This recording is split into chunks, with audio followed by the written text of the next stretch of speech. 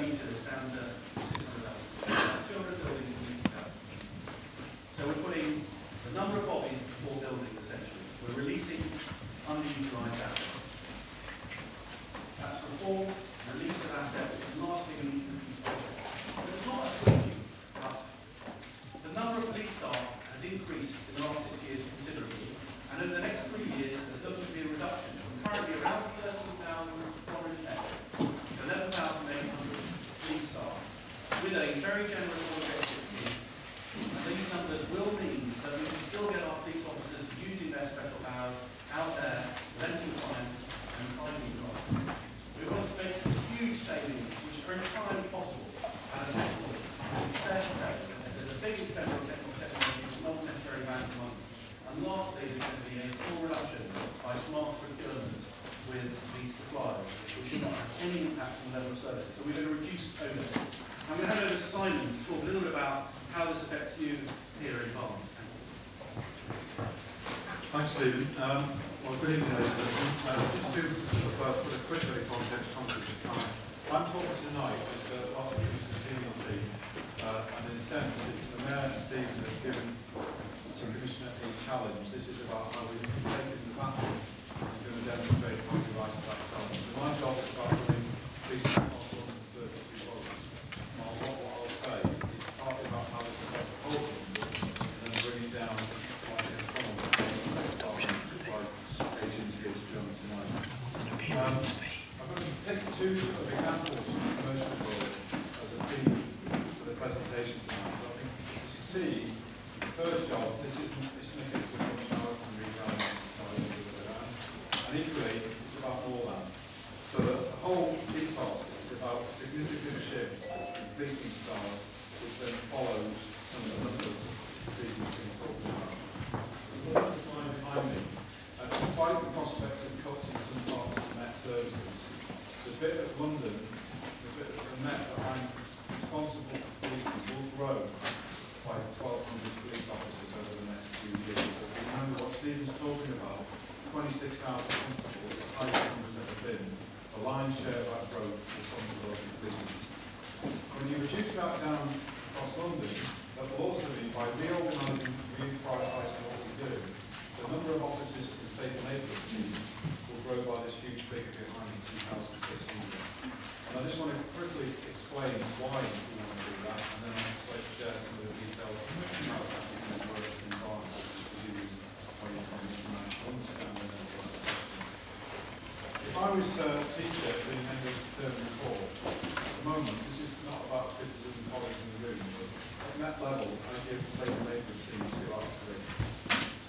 Generally speaking, we're quite good at listening to local concerns and priorities, and we can demonstrate we care about them. Where I think we've got to smarten our act up is to demonstrate to you, the public, that we're better at taking action.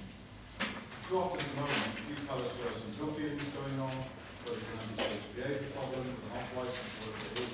But often the work is packaged up and given to somebody else in a squad, with a few people in it for an hour remit. We want to change the style of policing to insist that going forward, neighbourhood policing is much about enforcing the law, it's about listening, it's also about investigating crimes. And I believe that if we put the investigation of crime closer to the community it serves, rather than some distant squad, you're going to get better understanding and better results.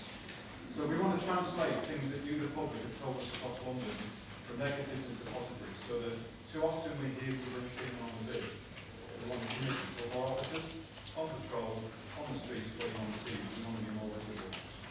Too often we hear that when you want to get in touch with this safe neighbourhood team, they're not there at the times you want. So we want to commit 7 days a week to increase the operating hours of safe neighbourhood teams. Make the morning to midnight, Monday to Thursday, and the weekends to 2 in the morning and beyond. So you'll see that uniform presence on the streets grow and be more available.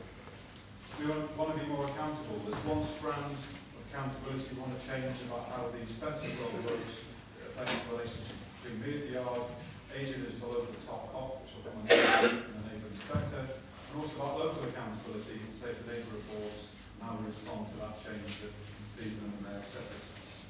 And crucially, we want to make sure we make best use of the resources we've been given. So whether they're growing or not, we need to be better at working in more intelligent ways. So that means smarter, more use of legislation we've been given, being more aggressive and audacious in the use of that legislation, making sure that taxes we have across London are a big problem, rather than reinventing the wheel, and exploiting the technology we've already invested in. An example would be the cameras that lead car number plates.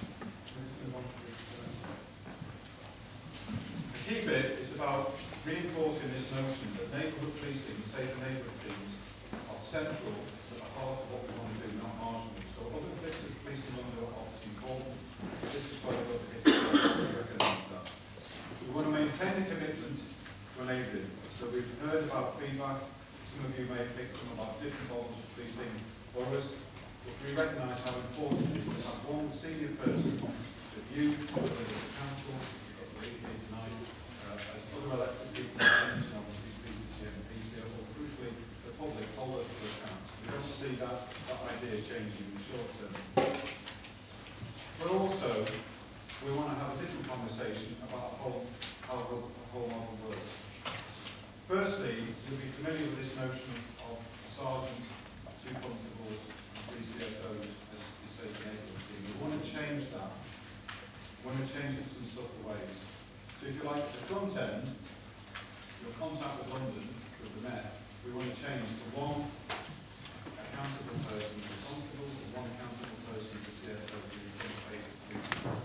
There'll be somebody we commit to not extract to demonstrations to the parts of London and the other parts of the borough. But we want to support them with much more. So if I give an example of how that might work here in Barnet, it's typically, as we aggregate this up, we build teams from wards that work together. At the moment, in the current model, you have 8 police officers policing a ward of 4, policing a team of 4 wards. By looking at the extra officers we're going to give you, I'll show you the detail in a minute, that'll grow to 24. So whilst I want to give the inspectors some flexibility about how they use, you will see more officers on the streets. So 8 in that model. We also see a shift in the role of the neighbourhood inspector. Some of you will be very familiar with that person, perhaps some of you just said. I'll describe that person in the future as being the sheriff. The person I'm going to hold to account for reducing crime and antisocial behaviour in this part of London, but also for boosting the number of people who bring to justice. And finally, the whole ethos of how the Met wants to operate going forward, which links to the issue of police stations, is this notion of we come to you. So rather than sucking you into the Met, you want contact with London, we try to turn that round. So why come into the police station, we can see the public approach when dealing with business, personal concern and so forth. What does this look like? Here I think it's a good news story, so that we can do 2 things for Barnet. We can listen and understand how the crime picture has changed, how the population has changed. So we determine this plan, we want to give you significantly more police officers to police the borough. And we want to push more police officers into neighbourhood policing. So from your current base of 61, we want to grow that to 144 officers to serve this plan. So in both dynamics, you will get more people on the streets of Barnet at times and in places where you want to see them. The issue we've got to then wrestle with is a lot more police officers on the streets. I don't want to stuff in buildings. And in this slide behind me, there's a few facts and figures that describe the changing nature of behaviour across London. So you, the public, have already made some choices.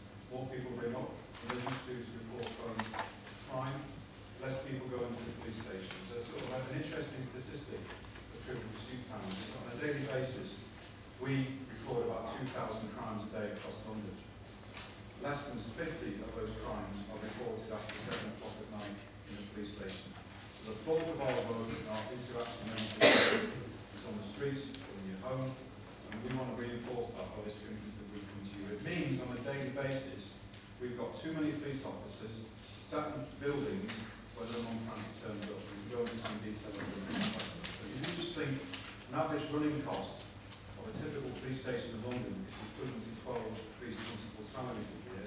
Stephen said in his introduction, we've got choices. Buildings don't catch burglars, people do. And that's the sort of the tenet of some of the dialogue we don't have here this evening in terms of our consultation about where both 24-hour and reduced access in terms of front counters works, as well as the whole debate of what the net estate looks like. Now, if we go on to the next slide, you can see our proposals for this part of London. So every borough will have 1 police station still over 24 then this is genuine consultation. This is about a conversation over the next few weeks as to what the map of local policing would look like, or in terms of those police stations that we've got from counties in, and also where we run and deploy naval policing teams from. And that's where people like the Legal Council will help us by some creative conversations about delivering services in a different way, as well as you, the public. So it'd be 1, 2 to keep council open, or ideas about how we can work better and smarter in your local bit of Barnet to make sure we get the balance right between the notion of safety on the streets and accessing the net at the same time. I don't want to hold too much more of the conversation, Stephen. I know you've got some closing slides. Just we jump towards those. It's the one that on the slide, and we must take questions. So, really, the positive news is that there'll be more police constables than ever before in the Met's history and in the long history of the oldest police force in the world. We're not looking to try and recreate Victorian-style counter-services. The reality of the Victorian police station is that everyone passes through the same door. They're responding to bail, they're a member of the public, reporting a crime, who's been forced to be witness to a crime. The Mayor set a challenge when we looked at public access, which was equivalent or better. And frankly, we're looking better. Simon's described how the Met wants to come to you. So he does dial 3 numbers. In emergencies, it's 999 or 101. They'll come to you. Not necessarily your home, place of your choice.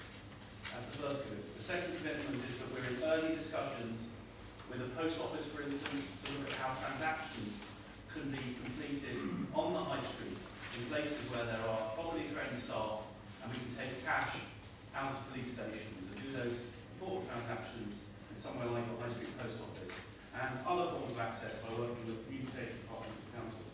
The uniform also has to deploy. There must be no map holes. The whole of these your 2 constituencies and mine have to be covered, and I believe that the map does not include safe neighbourhood bases, so we must have ways to be able to ensure there are both hubs, where police stations will contain people in uniform and out of uniform, but also those neighbourhood spokes. That is something that the plan has to take on board. We want every single street of the borough to be policed as it needs to ensure that we have the most visible and available police service in the country. We want to meet those very challenging targets of cutting crime, boosting confidence, whilst reducing police budgets by 20%. And most importantly, if we get this right, there's an opportunity to reconnect the public with the police, the first public service, and the public to the police to the public.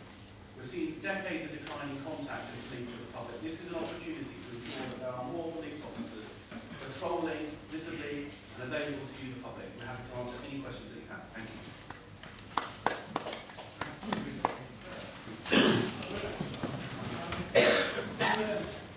In the last decade or so, while there was going to be a great number of police on the streets, I was always quite concerned that they weren't actually out catching criminals or engaging with them. Really, it was a paper exercise where there were more police, but they weren't actually engaging with them and reassuring the public.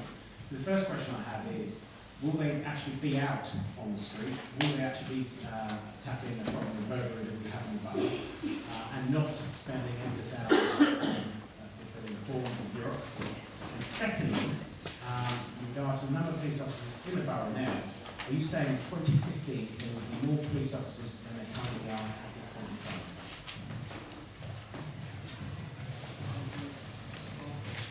I'll say one thing, because I've seen some facts on this, and Simon can amplify this. The problem with police numbers is that we're trying very often, we take numbers. First of all, I acknowledge your point. The figures acknowledge your point. And we can glorify where we are. We can say safer neighbourhood teams are the best thing since sliced bread. What we're discussing is a fundamental reform of safer neighbourhood teams. There will be more resource, but it will be deployed flexibly. And the local borough commander will be able to say how that works at a ward level. But there's a thin front fence, but there's more officers essentially backing up than the usual 6 that we've had in the past. But that's going to be around where it's best to put them to prevent crime, and there will be more available. That's the idea. At the moment, we've got a lot of police numbers that compare apples with oranges. You cannot compare an apple with an orange. The policing model that Simon's putting forward has a certain number of services which he considers to be pan-London. So your custody is a pan-London service. When you're dealing with transport hubs, and you'll have transport hubs here in Barnet, the Safer Transport Command was considered to be part of the Borough Operations Command. It no longer is in the new policing model. So I'm afraid you've got to trust, and I do trust, the numbers we produce are like for like at least, and we shouldn't use other numbers. The inspectorate that's independent has shown that what you said, a decline in the visibility and availability in the Met between 2010 and 2012. I think that's been longer than that in the trend. The idea that Simon has is armed with technology, with handhelds, so the officer can complete more of the bureaucracy on the move and on patrol than having to return to the police station and be stuck there for hours. That's the vision that Simon has. So not an old-fashioned Dixon or Doc Green just with a whistle and a truncheon and nothing else in a small beat. They will be deployed where they can make the most impact, and they'll be armed with the kind of technology that we've become accustomed to in other public services, using cloud technology, so they can go to places where they're going to have maximum impact. Something to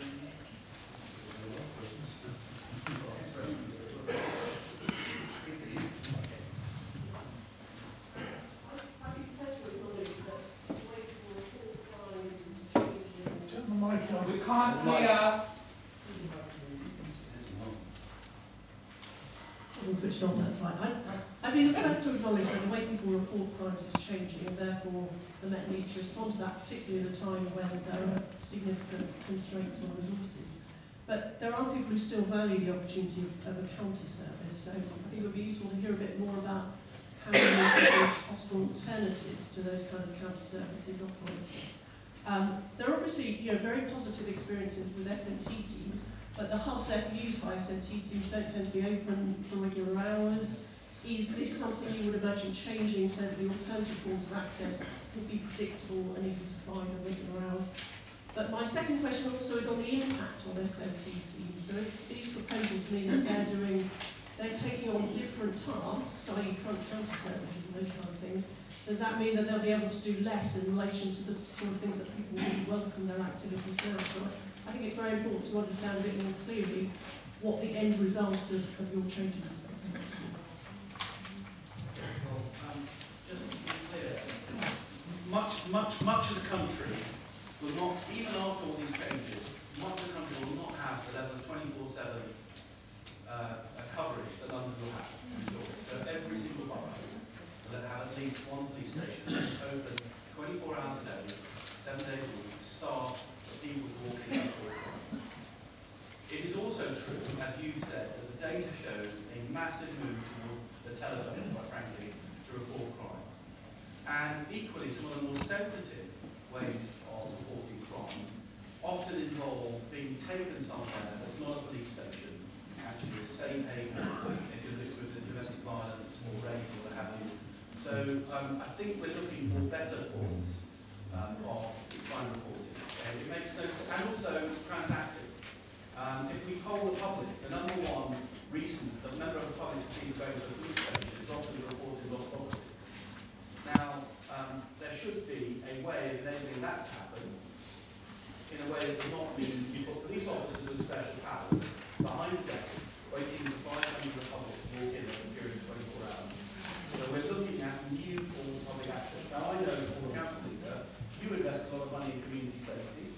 You still, even in Barnet, because I know you have been releasing a lot of buildings, Richard, have public buildings, and we could work together and find ways to publicly have access to the police, because I think that is important. But it won't necessarily be staffed by police officers with special powers. And that's part of the creative discussion to ensure that people do still have that face-to-face contact, which I think is terribly important if we don't want the police to retreat even from the public. So we will find creative solutions, and that's part of what it says on that slide. And this consultation is being very honest about where we're withdrawing service, but not yet about where we're defining how to provide new forms of access. The Mayor wants around 200 contact points. At the moment, we have 136 front counters, but there are 497 police stations across London. We're proposing to remove 65 of those front counters. In that case, not every front counter building will be sold, but the vast majority will. But this is about buildings, and it is about finding better ways for the public to access the police.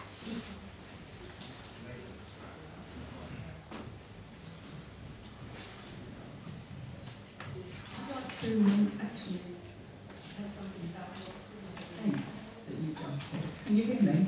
No. No. You actually just said that our police teams are not giving you 3%. The reason they're not giving you 3% is because you keep taking them away from this borough for your football matches. Now they give 100% of these teams, and I resent the fact that you just put them down. This is not fair on these teams. And when the hell is this all going to come in? All we hear is you boasting about it. This is going to happen. That's going to happen. Not once have you given us a date for the starting of this. You've got all these police officers sitting on a knife edge, wondering, I'm so upset about what you said, wondering whether they're going to lose their jobs. Now let's have a date for you and stop talking about it. Get on and do it.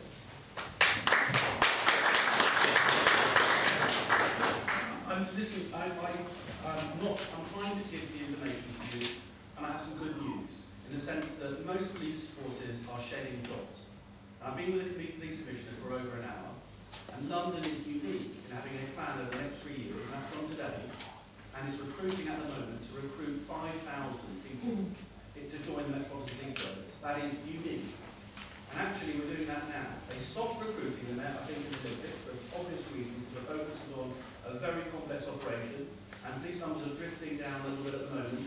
But the plan is that they're recruiting now, and there are 5,000 new jobs. This is not about job losses. The problem that we have with them is not about job losses if you're a uniform. It's the career prospects. If you have a pyramid where there are less supervisors and less chief officers, there are less opportunities for promotion for people who are borough commanders at the next rank. I mean, that is a real issue. The issue is not one about job losses.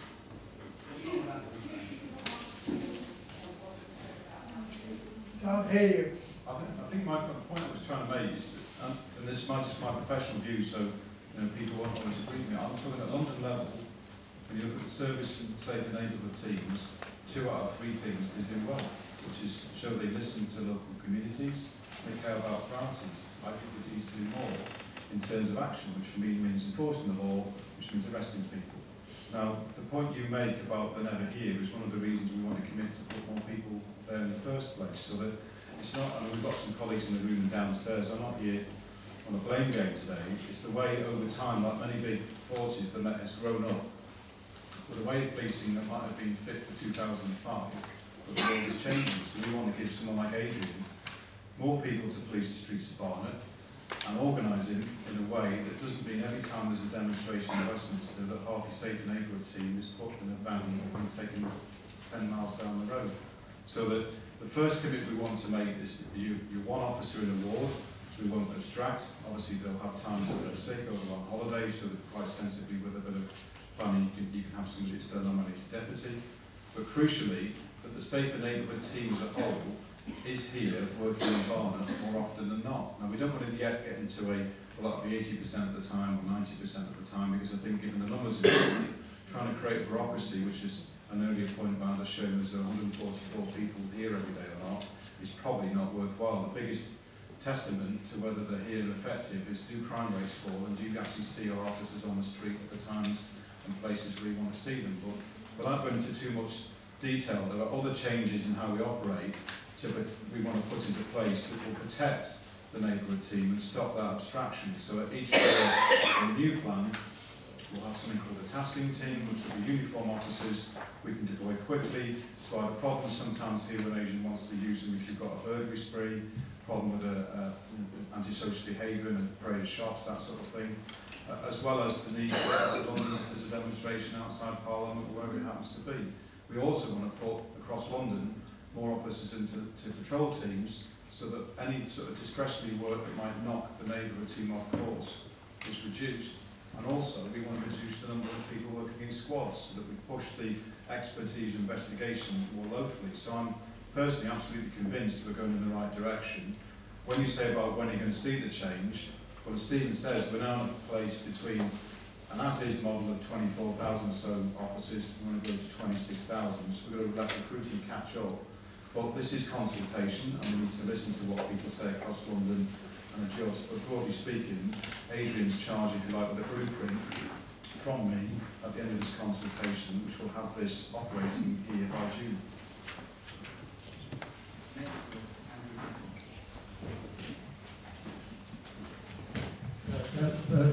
you, Andrew Dismore, I'm an assembly member for Barnet and Camden. I don't want to take too long because I know this meeting is supposed to finish at 7. I had actually, with the Labour Councillors, booked another room so we could continue the discussion after Mr Greenhalgh has gone, but unfortunately that has been stopped, but I hope we can continue the discussion anyway. As far as the numbers are concerned, I have put out a leaflet which says the numbers as of May 2010. May 2011 was when the police was at one of its lowest due to recruitment freeze. If we're particularly looking at the numbers of people actually out on the streets, as it were, the safer neighbourhood teams, in fact our teams were 9, not 6, as has been said from the front. And at the moment they're down to about half that size. And if we actually look at the numbers of safer neighbourhood teams as of May 2010, we had 189. The slide showed 135 as of the end of this programme, which means we have actually lost 54 safer neighbourhood officers across the borough. And of course, if you only have 2 allocated to each ward, that's going back to the old days of the local beat officer. And this new structure sounds to me very much like the old form of sector policing, both of which were considered not to have been successful, which is why safe neighbourhoods were introduced in the first place. Is there a question? Sorry. So my question is, can we actually have some honesty about the correct picture in relation to safer neighbourhood teams, with the correct figures, showing how, in fact, the numbers have gone down, not those just based on the date when the Met was at its nadir. I'm sure the Borough Commander will be the man with the accurate information. Thank you, Andrew.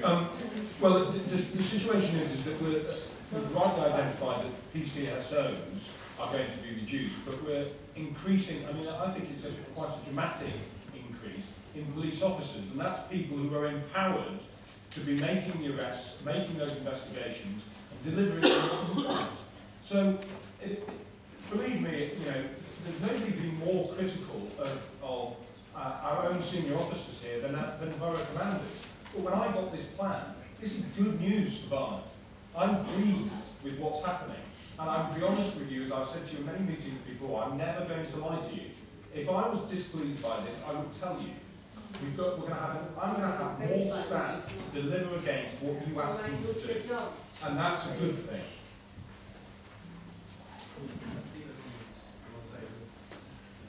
Yes, thank you very much, and thank you for the welcome. I'm Steve O'Connell, I'm an Assembly member. It's really pleasing to see you. Colleague Andrew, familiar face from my travels up here. I mean, you've heard from the Borough Commander's professional point that this is a good thing for Barnet, which is not a political point, it's a professional judgment that this is good news for the rest of the Barnet. But my point really is to expand the policing model which has been touched upon. We're going to see more officers in our neighbourhoods. We're going to see in longer hours. One of the critiques about safer neighbourhood teams is there are limited hours. You're going to see the teams out there much later at night, up to perhaps 2 o'clock in the morning, Thursday, Fridays and Saturdays. And those officers, and this is welcome to the officers I speak to, they'll be empowered. They can actually go out there and nick you if it's something that they wanted to do and that I think you all want to do. So you will, to echo the Borough Commander, you will see more officers. We've heard that the recruitment, which that lady's question is being picked up, so there'll be extra numbers out in the streets and more visible. And I think that should be welcome. Right at the back. Lady in front of you. Hello there. I would like to ask a question on behalf of victims, actually, this time, instead of police, if you like. How would the Deputy Mayor ensure that victims or people who have been a victim of crime receive appropriate support after a crime that will very likely to affect their life and work? Thank you. Well, I think it's an excellent question. I'm delighted you asked the question. I'm sure many of the people in this room have been victims of crime. And last year, actually on the day that our Borough Commander, our still council leader, was at his retirement party, I heard that we had been labelled, and actually the person who suffered most was my 8-year-old son, because most of the suffering story relates to him. We've all been victims of crime, horrific violent crime. The job of the Met Office Policing Crime is to build on what the Met are doing. Now, the Commissioner has talked about total care for victims, and has perhaps you can expand on what that means. But also that we at MOPAC will have responsibility for commissioning victim services in due course. That is a lot of money where we can provide and commission the wraparound services for all Londoners to ensure that victims get the support they need. And I am very impressed with groups like Victim Support and what they do, but other groups as well. We want to build on these and improve the services that provide the victim. But I think the most important thing that we can do as a body that has strategic oversight, not just the Metropolitan Police Service, but the wider criminal justice system, is to ensure that more people who choose to commit crime are brought to justice. It is very sad that the number of crimes that are solved are relatively low in the capital, around 25% or less. And the Commissioner, his professional view is that over time, over this term, you can get that number up to closer to 1 in 3 crimes that are the so-called detected and sanctioned. That's they use the word, that essentially means solved. So that's what we're going to do. We have a plan to support the victims, but you may want to expand on that to do as well, on victim total support. Yeah, thanks, Steve. I think that first of all it's about going back to the level of ambition, because this is where the two issues at a London level and a local level sometimes rub. But we think we can deliver a lot better service, frankly, than you're currently getting. So that if we're a business and you look at our bottom line, it's called public satisfaction, which is basically a measure that you tell us about when you're a victim of crime. And when you look at a national level, Stephen was talking before about public confidence, which is a separate issue, and about sort of mid-league for that. Well, actually, out of 43 forces in England and Wales, for public satisfaction levels, we're right at the bottom. And that can't be a good place to be. So if your risk of victimisation is high because you're in a city where crime is generally higher than in a rural area, and then the service you get from the Met is at the bottom of the table, we want to dramatically improve that. So we've already started some of this, so things that were sort of rushed through on the slide, a commitment, for example, if you're a victim of crime, we will come to you, which means rather than trying to manage it over the telephone and put it in a long list, we'll encourage you to come to the police station and wait in a queue. If you, for example, dial 101, we will make an appointment to come and see you at a time and at a place that's convenient. And we're seeing about 200 victims a day already in that sort of more bespoke type of service. That's the first thing. I think it's about then educating our officers that at every point of the contact with the Met, how important it is not to see people just as an incident number or a statistic, but as a real person, and see very much crime reporting from the eyes of the victim. We've done some good work on that already, but we believe there's far more to do. That's making sure that whether you ring us on the phone, how that phone call's handled, the attitude of the officer that comes into your home when you're reporting a crime, and importantly, where we often drop the ball, frankly, is keeping you in touch with the progress of the investigation, whether it means, unfortunately, it's not one that's going to be solved, but it still means giving you good crime prevention advice, for example, so that lightning doesn't strike twice, or indeed where we have arrested somebody, making sure we keep in touch with you right up to the point of the person going to court and being convicted. So locally, Adrian does a lot of work reporting through all the levers that I can pull at the yard to make sure that public satisfaction levels are improving. You might just want to touch on some of the detail.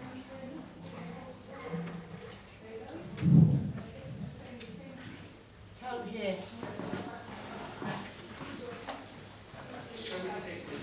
I mean, in terms of what we can influence in this room, I mean, you have my sympathy, Maureen, and I'm glad that you've given our Assistant Commissioner the rite of passage of a tough question from yourself, which is part of coming to Barnet. What I've done, those of you who've been to CSEG will know that I changed the mission statement of what we do at Barnet, and every police officer you come into contact should know this, and it starts like this. We will treat every victim of crime as though they are a member of our own family, and then we will leave no stone unturned in the relentless pursuit of that offender. And I've said to you in many meetings, if we don't live up to that, tell me.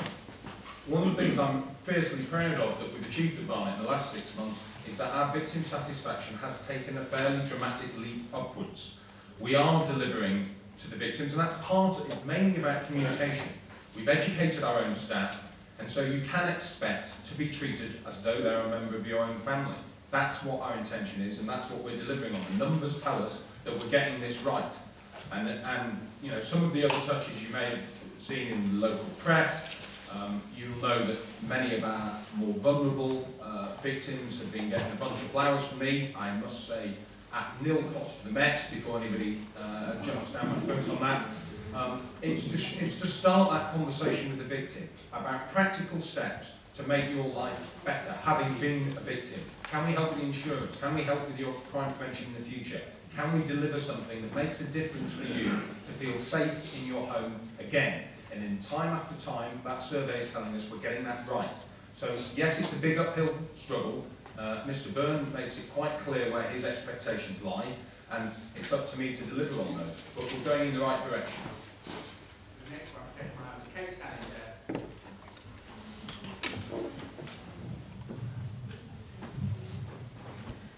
I'm delighted to hear that there is so much thought going into improving the policing in London.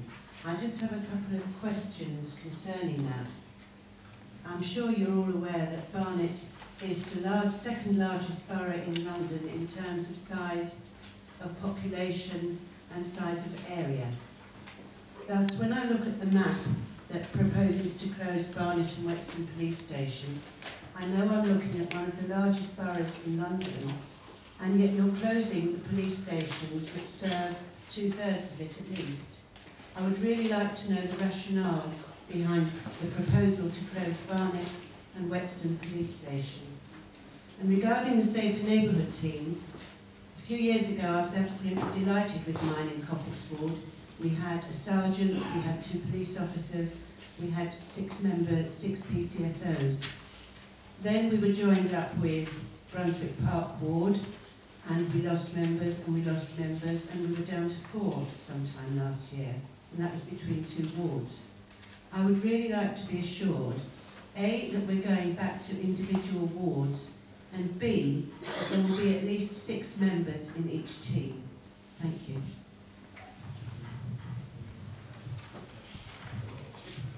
I think actually the police officers, particularly Adrian, should answer that. I mean, I don't suppose, Kate, you're related to someone called Brian? Is there? I'm just checking. Don't let that colour your judgment. Well, or JD Salinger, or something, anyway. I think you make an incredibly important point about coverage, geographic coverage. And I have to say, I've learned an awful lot. And I have so much more to learn, which is how we think about public access. If you're a police officer, varies from if you're a member of the public, I will be. Now, if you're a police officer, and I went through this with Commissioner Bernard Howe, the first priority of police stations is the deployment of police officers. And I think we want to ensure that whatever happens, police officers can deploy. That means they have kids and lockers close to the areas that are safe. And I think what you see on the maps today does not include all the places where you could deploy police officers. So I think we want to be absolutely clear about that. Then you need, and they believe you then need secure and proper locations for victims and witnesses to step forward if it's not going to be in their own home. And lastly, there is a sort of stream where the police want to see transactions with you. Frankly, very often because you're in the criminal justice system, you're responding to bail. Now, all of those, that's where police officers might think about public access. The public think quite differently about public access. And what we've said is our principle is let's go for new forms of public access so that essentially the counter service, if you like, can be refreshed. To recognise that members of the public want advice and help on how they can keep themselves safe, how they can avoid repeat victimisation, and those could be crime prevention contact points. They then want face-to-face opportunities to report crime.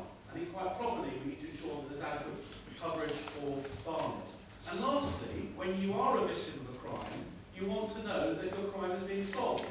And we can use a combination of the net wanting to be available to you, as we heard from Assistant Commissioner Byrne, with new technology. For instance, there's an app in part of the country where you can track where your crime number is in terms of its pathway to being solved. Now, we intend to do all of those things in the next 3 years, and we're going to have to do that with less money. But this is a living and breathing document that will work to make sure that the whole of Barnet is properly covered.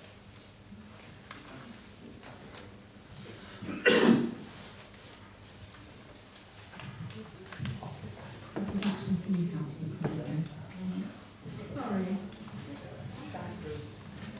You've actually started a petition, haven't you, asking that the closures in Easter Borough and Barnet be reconsidered, obviously, because... No, quite. My petition Can I finish my is... question? Yes. But you've addressed addressed this petition not to Mr. Greenhalgh, who's listening, which he isn't. I'm listening quite a bit down. Oh, jolly good. Well, you've addressed it not to... I'm also blind, so I can't see you anymore. So. Well, I'm here, in front of you. Can we hear what's going on? You've addressed it not to the mayor or the deputy mayor, but to the police, and I find that quite puzzling when you're trying to shift the blame for these cuts onto the police rather than on your political colleagues in City Hall. And I'd like to ask you also what you think the political impact of this is going to be in 2014 in the Barnet constituencies, Barnet wards. Thank you very much. The political impact will depend on the result and whether we have adequate policing in the borough and an adequate presence, a physical presence as well. If we have a means of contact for the public with police that is satisfactory, then all will be well. If this is shutting police stations and there's no means of accessing police, then that will make that very difficult for everybody. Well, I want to say one thing. Well, I think Richard is right, and I'm not just saying that because the leader chair. We can't hear you. I wanted to just answer and say, well, I think the leader of the council, your leader for Barnet, is right to address this. Because I think part of this local policing model is to do what we can to ensure the maximum amount of resource is there for the borough commander in Barnet. And then he works to ensure that those are deployed adequately to serve people, as he said, and also that he has the physical presence that he needs, both in face-to-face contact and other means. The philosophy of policing is to trust the borough commander. So it's entirely appropriate that he stays after this meeting and listens to your concerns, so we can play those in to ensure that this plan does work. Can I just say that what you've seen this evening is a proposal. It is being placed out there by MOPAC for your views. Those views you can give on the website and you can give to me personally. It is not a done deal. We are listening. So if you've got some concerns and proposals, then make sure I have them. And believe me, we will listen. The lady in the red scarf, just behind Alex. Back. The lady in the red shirt, sorry.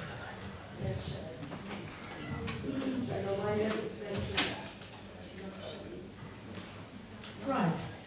This is obviously, as you said, it's a proposal, and we as Barnet residents want to say a few things about this proposal, why we don't want this proposal to go ahead. You were talking about thin front face.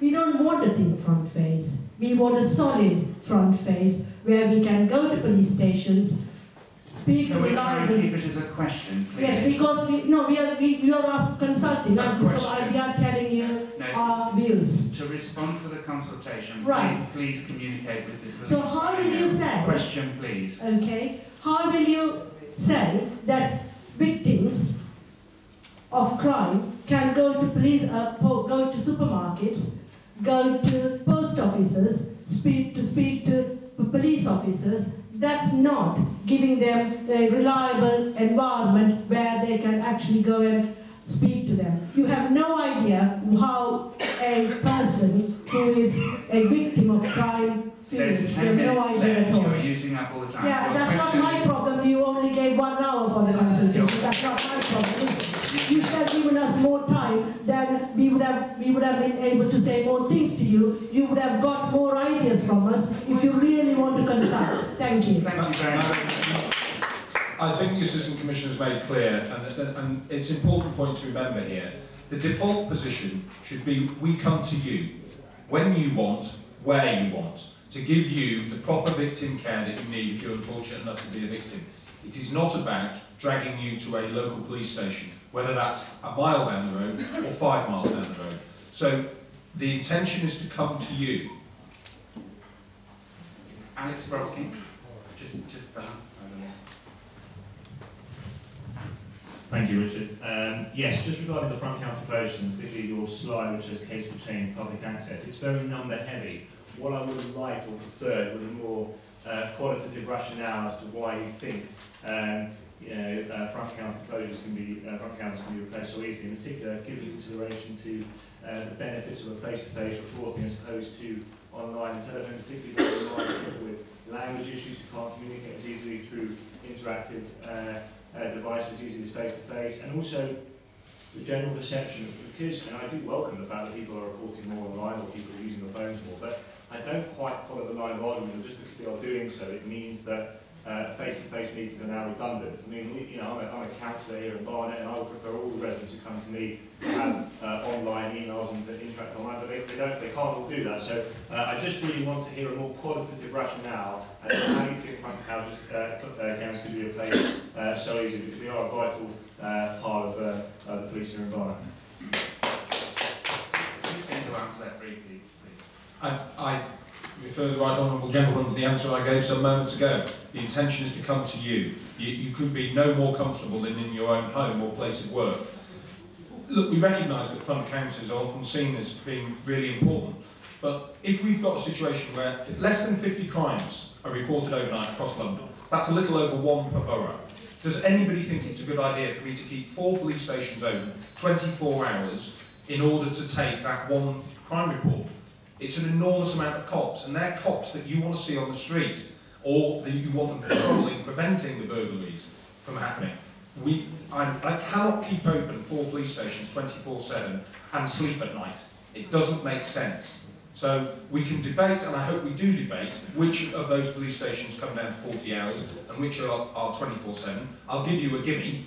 Colindale's going to be 24/7.